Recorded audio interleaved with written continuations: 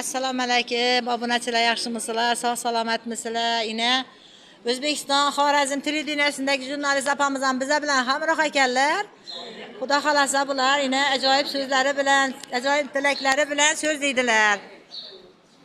Assalomu alaykum aziz Umra ziyoratchilari, Xorazm Umra jamiyatiga katta rahmat. Shunday poy qadamlarimiz shu tabarik joylari Muhammad sallallohu alayhi vasallam ro'zalariga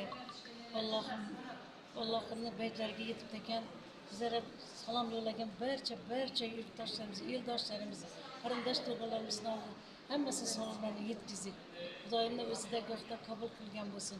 Kelganlarni ham, kelmaganlarni ham shuni ziyorat qilganlar qatorida ko'rsin. Hamma xotirjam sholoni borib ziyoratga yetkazsin.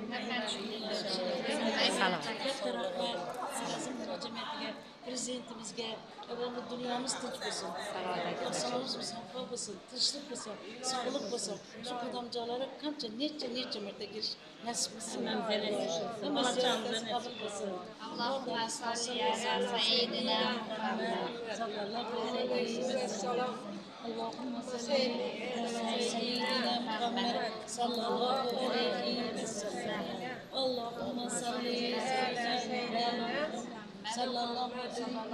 Hammalari salovatlar aytdilar, yana payg'ambarimizga salomlar aytdilar. Kimlardan salomlar bo'lsa, hammasi qabul bo'lsin dargoyinda. Hammangiz e'tiborlaringiz uchun rahmat. Sog' salomat bo'lgaysizlar. Uylaringizga sog' salomat bo'lib, payg'ambarimizning salovatlarini, salomlari dur bo'lib sizlarning uy xonadoningizga yog'ib tursin. E'tiborlaringiz uchun rahmat. Obuna bo'lib, like bosib turinglar.